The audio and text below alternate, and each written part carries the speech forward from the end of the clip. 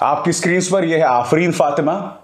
आफरीन फातिमा का घर जो कि प्रयागराज में है उसे ढहा दिया गया, गिरा दिया गया उत्तर प्रदेश के मुख्यमंत्री योगी आदित्यनाथ के बुलडोजर द्वारा। और आपकी स्क्रीन पर यह है भारतीय जनता पार्टी की प्रवक्ता नुपुर शर्मा। इस वक्त जब मैं आपसे बात कर रहा हूं, नुपुर शर्मा के बयान की वजह से अंतर्राष्ट्रीय तौर पर देश की नाक कटी, कानपुर में दंगे हुए, जगह जगह पर टकराव जैसे हालात, रांची में 2 लोग मारे गए, उसी की प्रतिक्रिया स्वरूप इस वक्त जब मैं आपसे बात कर रहा हूं, नुपुर शर्मा को कटघरे में रखना तो दूर, अब तक पूछताछ तक नहीं हुई है। आफरीन फातिमा का घर जो है वो गिरा दिया गया है। उनके पिता पुलिस की गिरफ्त में हैं और उन पर आरोप है कि प्रयागराज में जो टकराव हुआ, जो दंगे जैसे हालात हुए, उसके मास्टरमाइंड उनके पिता थे। आज मैं आपसे एक सवाल पूछना चाहता हूं, कानून की कौन सी किताब इस तरह से बुलडोजर का इस्तेमाल करने की इजाजत देती है? कानून की बात करें, यह देश कानून के हिसाब से चलेगा, लोक लुभावन राजनीति के हिसाब से नहीं चलने वाला है देश। कानून की कौन सी किताब कहती है कि बगैर आपका गुनाह साबित किए आप पर बुलडोजर चल सकता है? मैं आपको दिखलाना चाहता हूं दोस्तों, आपकी स्क्रीन पर यह वीडियो चल रहा है। प्रयागराज के एसएसपी अजय कुमार और डीएम संजय खत्री जावेद मोहम्मद के घर के मलबे के सामने खड़े हैं। यह वीडियो देखिए, पूरे स्क्रीन पर देखिए, इनके चेहरे की मुस्कान देखिए, इनके चेहरे की संतुष्टि देखिए, मानो न जाने कौन सा तीर इन्होंने मार लिया है। मैं समझना चाहता हूं, आज जो ये दोनों सरकारी मुलाजिम इतरा रहे हैं, खुश हो रहे हैं, कौन सा महान काम किया है? इन दोनों ने संविधान की शपथ ली होगी। मैं चुनौती देना चाहता हूं कि मुझे दिखाइए कानून की किताब का वो पन्ना, वो शब्द जो बुलडोजर की इस कार्रवाई को जायज ठहराता है। और सबसे शॉकिंग बात, यह मकान जावेद मोहम्मद का था भी नहीं, यह मकान उनकी पत्नी का था। पढ़ के सुनाना चाहता हूं आपके सामने वो दस्तावेज। प्रमाणित किया जाता है नगर निगम अभिलेख में भवन नंबर 39C/2A/1 मोहल्ला करेली पर श्रीमती परवीन फातिमा के नाम दर्ज है। उपरोक्त भवन का वित्तीय वर्ष 2020-2021 में गृह कर का भुगतान हो चुका है। उक्त भवन पर कोई अवशेष नहीं है। सीधा सा सवाल, ये तो मकान उनका था भी नहीं, उनकी पत्नी का था। ऐसे में मैं आपसे एक सवाल पूछना चाहता हूं, किस आधार पर उनके घर को बुलडोजर से गिरा दिया गया? तो सवाल तो पूछ, हक है तेरा, फर्ज है तेरा, किसी की खैरात, किसी का एहसान नहीं तुझ पर, मगर शर्त है, अंदाज़े बयां हो बेखौफ, अंदाज़े बयां हो स्पष्ट, अंदाज़े बयां हो बेबाक। हां, उस लफ्ज को याद रखो, अंदाज़े बयां हो बेबाक, बेबाक। और बड़ा सवाल, जो लोग बुलडोजर की हिमायत कर रहे हैं, मैं उनसे एक सवाल पूछना चाहता हूं। अजय मिश्रा टेनी का बेटा मोनू मिश्रा 4 किसानों को अपनी महिंद्रा गाड़ी में रौंद देने का आरोप है। सामने वीडियो है, पुलिस की एफआईआर में उसकी गुनाहों की दास्तान है। उसके घर कौन सा बुलडोजर चला था बताइए ना, बताइए। अदालत ने तो बाकायदा अपनी आदेश में कहा कि किस तरह से संरक्षण दिया जा रहा था इसे। यति नरसिंहानंद सरस्वती जो समाज के अंदर जहर बोने का काम करता है, लगातार करता रहता है, उसके घर कौन सा बुलडोजर चला? कुलदीप सिंह सेंगर जिसने एक मासूम की जिंदगी बर्बाद कर दी, वो पूरा परिवार बर्बाद हो गया, उसका पिता पुलिस की हिरासत में मारा गया, उसके घर कौन सा बुलडोजर चला था? टाइम्स नाउ नव भारत और न्यूज 18 के पत्रकार जो जहर बो रहे थे समाज के अंदर, झूठी खबरों का प्रचार प्रसार कर रहे थे, समाज के अंदर दंगा का प्रचार प्रसार कर रहे थे, उनके घर कौन सा बुलडोजर चला? इनके खिलाफ तो एफआईआर दर्ज हैं, इनके गुनाह सामने हैं, इनके झूठ प्रमाणित भी हो चुके हैं। और मैं बताता हूं क्यों, क्योंकि वो झूठ बोल रहे थे। उन्होंने साफ साफ झूठ बोला। उन्होंने क्या कहा कि जहांगीरपुरी में जो बुलडोजर चला उसके जवाब में अलवर में मंदिर तोड़ा गया। झूठ तो था ना, यह साफ कोरा झूठ है। उनके घर कोई बुलडोजर नहीं चला और चलना भी नहीं चाहिए। बुलडोजर गलत है, संविधान के हिसाब से नहीं है। मैंने जो तमाम नाम आपके सामने लिए, चाहे मोनू मिश्रा हो, कुलदीप सिंह सेंगर हो, यति नरसिंहानंद सरस्वती हो, न्यूज 18 के एंकर्स हो, टाइम्स नाउ नवभारत के एंकर्स हो, रिपब्लिक के एंकर्स हो, किसी के घर बुलडोजर नहीं चलना चाहिए, क्योंकि यह देश कानून के हिसाब से चलेगा, बुलडोजर के हिसाब से नहीं चलेगा। मगर इनके घर कभी बुलडोजर नहीं चलते हैं। ये जो भी अनाप शनाप बोलें, ये मेरे समाज को दंगों में झोंकते रहें, ये जहर उगलते रहें, इन पर कोई बुलडोजर नहीं चलेगा। बदनाम इस देश का मुसलमान होगा, इस देश के किसान होंगे, इस देश की माइनॉरिटीज होंगी। जी हां, यह प्रॉब्लम है। मुझे तुम्हारे इस दोहरे मापदंड से यह आपत्ति है। और सबसे बड़ी बात, जिस नुपुर शर्मा के बयान, आपत्तिजनक बयान से इतना बवाल हुआ, उस पर अब तक कोई कार्रवाई नहीं हुई। उस नुपुर शर्मा ने अरबों रुपए का नुकसान, डॉलर्स का नुकसान देश को पहुंचाया, अरब देशों में, 15 अरब देशों में, जहां भारत के सामान का बॉयकॉट चल रहा है। उस पर कोई एक्शन नहीं, पूछताछ तक नहीं हुई। मैं समझना चाहता हूं, ये जो बुलडोजर है वो इस तरह से आंशिक क्यों है?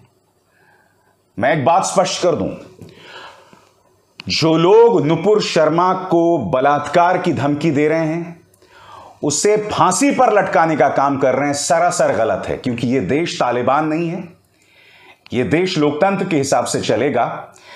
इस देश में ईश निंदा यानी कि ईश्वर की बेइज्जती के आरोप में, या अगर आपका गुनाह साबित हो जाए तो मौत की सजा का प्रावधान नहीं है। जो लोग नुपुर शर्मा को फांसी पर लटकाने की बात कर रहे हैं, वो गलत बात कर रहे हैं। पहली बात, उसके गुनाह को साबित किया जाएगा, उसके बाद उसे सजा मिलेगी। मगर जहां जिन लोगों का गुनाह साबित तक नहीं हुआ है, उन पर बुलडोजर चला दिए गए। मैं आपको सुनवाना चाहता हूं AIMIM के सांसद इम्तियाज जलील का यह निहायत ही शर्मनाक बयान, 7 सेकंड का बयान है। यह चौराहे पर जो है उन्हें फांसी देने की बात कर रहे हैं। यह बयान किसी भी सूरत में जायज नहीं है। सबसे शर्मनाक बात यह है कि बयान किसी छुड़भैये नेता ने नहीं दिया, यह एक सांसद दे रहा है जिसने संविधान की शपथ ली है। मगर सिर्फ एक इम्तियाज जलील नहीं है जो संविधान के अंतर्गत ली गई शपथ की धज्जियां उड़ा रहा है, कई लोग हैं।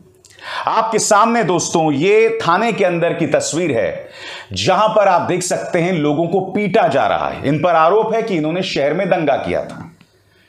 इस तस्वीर को वायरल शायद खुद पुलिस ने किया है। थाने के अंदर इस तरह से पिटाई हो रही है और यह भी संवैधानिक नहीं है। भारतीय जनता पार्टी का एक विधायक शलभ मणि त्रिपाठी, जो कि एक पूर्व पत्रकार भी है, ना ये पत्रकारिता की लाज बचा पाया ना संविधान की, इसको लेकर इसकी खुशी देखिए इस बयान में। मैं यही तो समझना चाहता हूं कि जो लोग आज बात कर रहे हैं जैसे को तैसा की, जब निजाम बदलेगा तब क्या होगा, मैं समझना चाहता हूं इन लोगों से। और आज कई लोग अपनी रियलिटी को एक्सपोज कर रहे हैं। यह तस्वीर आप देख रहे हैं जिसमें लोगों की पिटाई हो रही है थाने के अंदर। केरल के पूर्व डीजीपी NC अस्थाना का शर्मनाक बयान देखिए दोस्तों, पढ़ के सुनाना चाहता हूं। अत्यंत ही मनोहारी दृश्य, सुंदर, अतीव सुंदर, हेकड़ी ऐसे ही निकलती है। मगर शुक्र है हर NC अस्थाना के लिए एक अरुण बोथरा भी हैं, जो कि 1996 के IPS ऑफिसर हैं। वो क्या कह रहे हैं? NC अस्थाना के उस शर्मनाक बयान के जवाब में अरुण बोथरा कहते हैं, sir with due respect, custodial violence is not something to rejoice about. Assaulting anyone detained in a police station is not some act of bravery. It's a crime. Let's not glorify an illegal practice. Courts have the authority and duty to punish guilty, not police. वो कह रहे हैं कि police हिरासत में इस तरह की जो हिंसा है वो नाजायज है, वो एक अपराध है। ये बहादुरी का काम नहीं है, क्योंकि आप निहत्थे लोगों को मार रहे हैं लगातार। और सबसे बड़ी बात, क्या NC अस्थाना मुझे इस सवाल का जवाब देंगे कि अगर आप पुलिस की हिरासत में हुई हिंसा को जायज ठहरा रहे हैं, तो कुलदीप सिंह सेंगर जिसने एक मासूम की जिंदगी बर्बाद कर दी, वो पूरा परिवार बर्बाद हो गया, उसका पिता पुलिस की हिरासत में मारा गया, वो आप जायज ठहराएंगे? जिस तरह से पुलिस की हिरासत में टोटी में एक शूलेस पर एक बच्चा लटक गया था, उसको आप जायज ठहराएंगे? NC अस्थाना जो कि केरल के पूर्व डीजीपी हैं, उन्होंने शालीनता की तमाम हदों को पार कर दिया दोस्तों। और मैं आपको यह भी बतलाना चाहूंगा, यह आदमी निहायत ही अवसरवादी है। वो भी मैं आपको बताऊंगा क्यों। क्या कह रहे हैं देखिए, कुछ लिब्बू यानी लिबरल उदारवादी, कुछ उदारवादी विलाप कर रहे हैं कि रांची में पुलिस ने 2 प्राणियों को गोली मार दी। अरे भैया, गोली नहीं तो क्या डॉट डॉट डॉट मारेगी। अब ये डॉट डॉट डॉट क्या है आप भी समझते हैं। अब वैसा कर दें तो बेवजह पुलिस के चरित्र पर आक्षेप होगा, इसलिए गोली से संतुष्ट रहे। मैं जानता हूं एनसी अस्थाना की इन बातों पर भक्त बहुत तारीफ बजाएंगे, मगर भाषाई मर्यादाओं की तमाम हदों को पार करने वाले एनसी अस्थाना दरअसल एक निहायत ही अवसरवादी आदमी है। कुछ महीनों पहले तक ये वायर के लिए, जिनसे भक्तों की जलती है बुरी तरह से, वायर के लिए लेख लिखा करते थे। इस वीडियो में वो उत्तर प्रदेश पुलिस को कटघरे में रख रहे हैं जिस तरह से गैंगस्टर विकास दुबे को मारा गया। जिन लिबरल्स को गाली देते हैं, जिन मुस्लिम महिला पत्रकारों को अब ये जिहादन बता रहे हैं, कुछ दिनों पहले तक उन्हीं की जय जयकार किया करते थे। अस्थाना जैसे जो पुलिस ऑफिसर्स हैं वो अवसरवादी हैं। इन्हें यह बात समझ आ गई होगी कि भारतीय जनता पार्टी को और उनकी नीतियों को कटघरे में रखने से कोई फायदा नहीं होगा। इन्होंने पलटी मारी और यू टर्न मार ली। मगर इतनी पलटी मारने के बावजूद एनसी अस्थाना तुम्हें आदित्यनाथ कोई फायदा नहीं दे रहे हैं। ना तुम्हें किसी समिति में रखा गया है, ना कहीं से तुम चुनाव लड़ रहे हो। तो उछलते रहो, जहर में उबलते रहो, बकैती करते रहो, जो अश्लील बातें करते हैं करते रहो। तुम अपनी आत्मा को दागदार कर रहे हो। उम्र के इस पड़ाव में आके जो जहर तुम उगल रहे हो, तुम अपने घर का माहौल बर्बाद कर रहे हो। तुम अपने बच्चों के लिए कोई बहुत नायाब मिसाल नहीं हो एनसी अस्थाना, क्योंकि मुझे आपत्ति सिर्फ तुम्हारे जहर पर नहीं है। तुम एक निहायत ही अवसरवादी हो, क्योंकि कुछ महीनों पहले तक तुम क्या कह रहे थे और अब तुम क्या कह रहे हो, उसमें जमीन आसमान का फर्क है। इससे यह पता चलता है कि यह आदमी 1986 बैच का आईपीएस ऑफिसर है, और जब ऐसे पुलिस वाले हमारे सर्विसेज में रहते हैं तो इससे हमारी पुलिस की क्या हालत है आप समझ सकते हैं। यह है इस आदमी की हकीकत, और यह आदमी जश्न मना रहा है पुलिस की हिरासत में इस तरह की पिटाई पर। मैं एक बात स्पष्ट कर दूं, बुलडोजर से आप सस्ती राजनीति तो हासिल कर सकते हैं, मगर यह किसी समस्या का समाधान नहीं। और सबसे शॉकिंग, जिस तरह से बगैर सबूत के बुलडोजर चलाए जा रहे हैं, इस पर हमारी अदालतें क्यों खामोश हैं। सुप्रीम कोर्ट हो या हाई कोर्ट हो, इन्हें इस मामले में जो है स्वतः संज्ञान लेना चाहिए। मेरा सीधा सा प्रश्न जो मैं कार्यक्रम में पूछ चुका हूं, कानून की कौन सी किताब बगैर गुनाह साबित हुए लोगों के घर पर बुलडोजर चलाने का आदेश देता है? यही काम आपने जहांगीरपुरी में किया था, जो पूरी तरह से असंवैधानिक था, और उस पर सुप्रीम कोर्ट ने रोक लगा दी थी। बताइए। मैं आपको बताता हूं दोस्तों, यह मामला बहुत बड़ा हो गया है। के राय जो कि अधिवक्ता मंच से जुड़े हुए हैं, उन्होंने चीफ जस्टिस को एक पिटीशन की है। उन्होंने कहा है जो जावेद का घर है, दरअसल वो उन्हें तोहफे के तौर पर परवीन फातिमा के पिता यानी कि उनकी पत्नी के पिता ने दिया था, इसलिए यह कार्रवाई पूरी तरह से नाजायज है। और अब मेरी अपील रांची, हावड़ा, प्रयागराज और उन तमाम जगहों पर जो सड़क पर लोग उतरे थे नमाज के बाद, मैं आपसे एक सवाल पूछना चाहता हूं, और बहुत ही सलीके से मैं आपसे एक सवाल पूछना चाहता हूं। बच्चों तक को आपने सड़क पर उतार दिया था।